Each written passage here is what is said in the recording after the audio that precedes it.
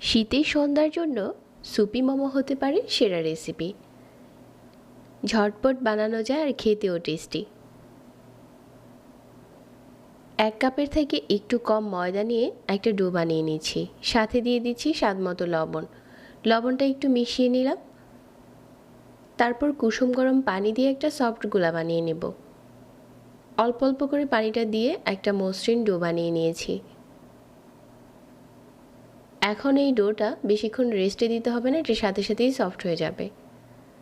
এখানে নিয়েছি 200 গ্রামের মতো চিকেন কিমা আর হাফ চা চামচ করে দিয়ে দিলাম আদা আর রসুন বাটা, 2-3টার মতো কাঁচামরিচ কুচি, 1 চা চামচ সয়া সস আর 2 চা চামচ টমেটো সস, 1/4 চা চামচ গোলমরিচের গুঁড়া দিয়ে দিলাম। কিমার সাথে সবগুলো উপকরণ মিশিয়ে নিচ্ছি। কিমাটা রেডি হয়ে গেছে।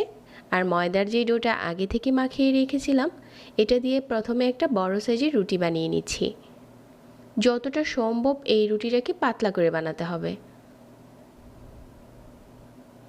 রুটিটা পাতলা করে বানিয়ে নেওয়ার পর কুকি কাটার দিয়ে এভাবে করে কেটে নিচ্ছি। একটা বড় রুটি বানালে আপনি এটা থেকে অনেকগুলো মোমো বানিয়ে নিতে পারবেন। তারপর এভাবে করে মাঝ বরাবর চিকেনের পোটা দিয়ে সাইড থেকে এভাবে করে বন্ধ করে দিচ্ছি। আপনি যে কোনো সাইজে বানাতে পারেন। আমি একটা সিম্পল ডিজাইন দেখিয়ে দিলাম। মোমোগুলো এভাবে বানানো হয়ে যাওয়ার পর একটা সাইডে রেখে দিয়ে আরও একটা পাত্রে এখানে নিয়ে নিচ্ছি কিছু মাশরুম আর কিউব করে কেটে নেওয়া চিকেন। 1/4 কাপের মতো টমেটো সস দিয়ে দিলাম।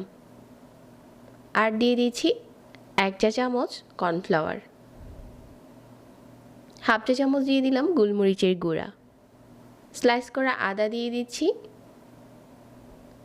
তারপর দিয়ে দিচ্ছি অল্প একটু লেমন গ্রাস, 1 চা চামচ দিয়ে দিলাম সয়া সস, স্বাদমতো লবণ দিয়ে দিচ্ছি। পানি দিয়ে দিচ্ছি 2 কাপ।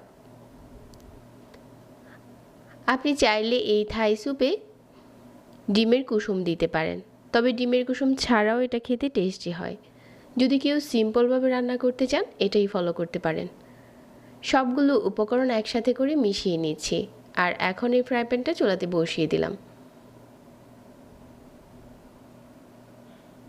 আর মিডিয়াম আঁচে জাল করে নিচ্ছি যতক্ষণ না স্যুপের মিশ্রণটা ফুটতে শুরু করছে।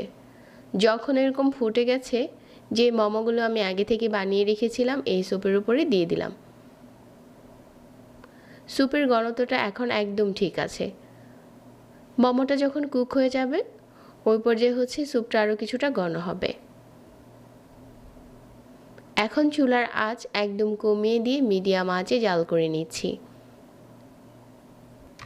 এইভাবে করে মিডিয়াম আঁচে বেশ কিছুক্ষণ জাল করে নিচ্ছি। আর যখন মোমোটা হয়ে যাবে ঝোলটা কিছুটা ঘন হয়ে আসবে, সেটা দেখেই বোঝা যাবে। তো এখন আমাদের সুপি মোমো রেডি হয়ে গেছে। একটা বাটিতে ঢেলে পরিবেশন করছি। এভাবে করে শীতের সন্ধ্যার জন্য সুপি মোমোটা বানাতে পারেন। এটা অনেক টেস্টি হয় যদি আপনি এই রেসিপিতে বানান। আশা করছি আজকের রেসিপি ভালো লেগেছে আর সেই সাথে সহজ লেগেছে। নতুন রেসিপি পেতে পেজ ফলো করতে ভুলবেন না। আবারও চলে আসব। আজকে এখানে বিদায় নিচ্ছি। আল্লাহ হাফেজ।